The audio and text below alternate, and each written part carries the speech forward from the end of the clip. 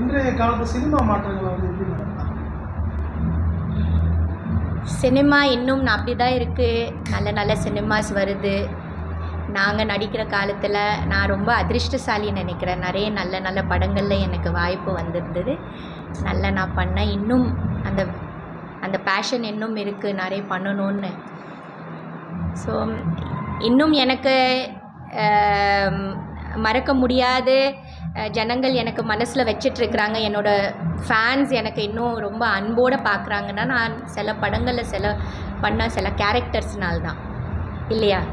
காதல் கோட்டையில் ஒரு கம்லி பண்ணுறதுனால, சூரியவம்சமில் ஒரு நந்தினி பண்ணுறதுனால, மறுமலர்ச்சியோட கேரக்டர், நினைத்தேன் வந்தாயில் ஒரு சரஸ்வதியாக நடித்ததுனால, பாரதி படத்தில் ஒரு செல்லம்மாவாக நடித்ததுனால, அதனால் ஃப்ரெண்ட்ஸ் படத்தில் ஒரு பதுமினியாக பண்ணதுனால, சில மறக்க முடியாத நல்ல நல்ல படங்கள், சில நல்ல இயக்குனர்கள், சில நல்ல தயாரிப்பாளர்கள் எனக்கு கிடைச்சிருந்தது.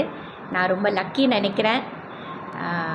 ரொம்ப நல்ல ஒரு ஹாப்பியான ஒரு காலகட்டத்தில் நான் நிறைய நல்ல படங்கள் பண்ணி எல்லாரோட, அப்புறம் கோலங்கள் அவ்வளோ அழகான ஒரு சீரியல் யாருக்கு கிடைக்கும் அந்த மாதிரி ஒரு அபிங்கிற ஒரு கதாபாத்திரம். ஸோ அந்த வகையில் நான் ரொம்ப ரொம்ப லக்கி நினைக்கிறேன்.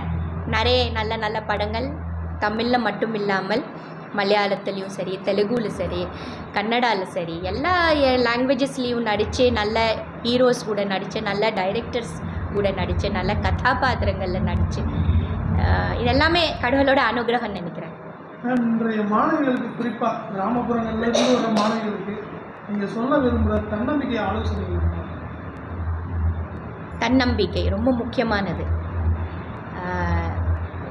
எல்லா காலகட்டத்தில் நமக்குள்ள ஒரு தன்னம்பிக்கை எப்போவுமே இருக்கணும். அது பேரண்ட்ஸ் சின்ன வயசுலேருந்து நம்ம குழந்தைங்களுக்கு நம்ம ஊட்டணும். நம்பிக்கையோடு இருங்க. எந்த காலத்தில் அது மட்டும் நம்ம இழக்க வேண்டாம். பாசிட்டிவாக இருக்கணும். யாருக்கும் பயப்படக்கூடாது. தைரியமாக இருக்கணும். எது இருந்தாலும் பேரண்ட்ஸ்க்கு கன்வே பண்ணணும். குழந்தைங்க சில டைம் சில விஷயங்கள் கன்வே பண்ண மாட்டேங்கிறாங்க.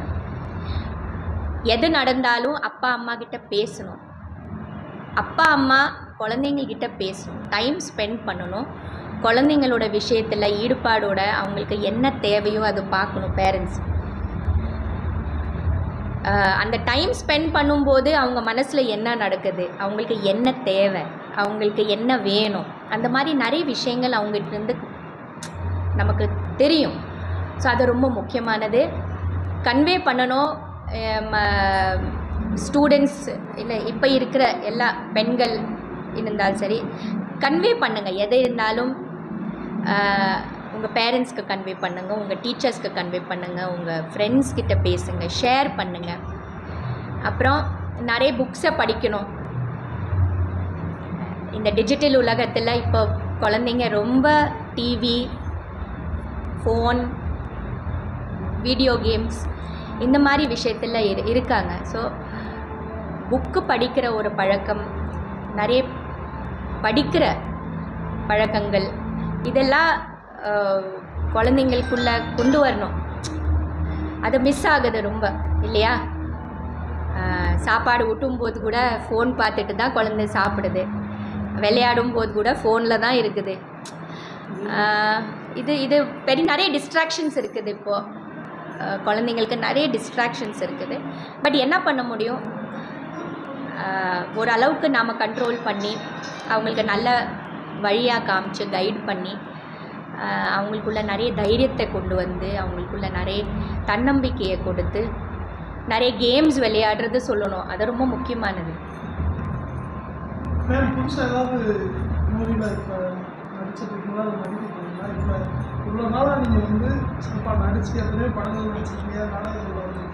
நீங்கள் என்னோட இப்போ லேட்டஸ்ட் ஃபிலிம் என்ன பார்த்தீங்க சொல்லுங்கள்?